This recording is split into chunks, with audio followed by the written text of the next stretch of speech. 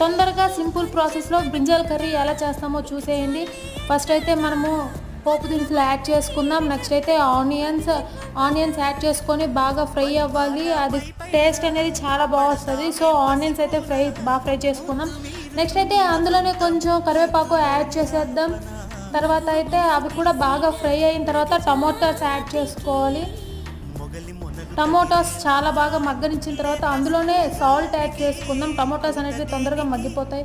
So అందులోనే కొంచెం పసుపు.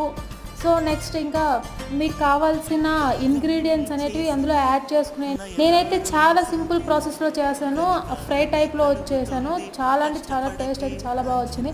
సో నెక్స్ట్ అయితే బ్రింజాల్ యాడ్ చేసుకుందాం. సో ఇది బాగా ఫ్రై అయ్యాక తీసేసుకోవడమే.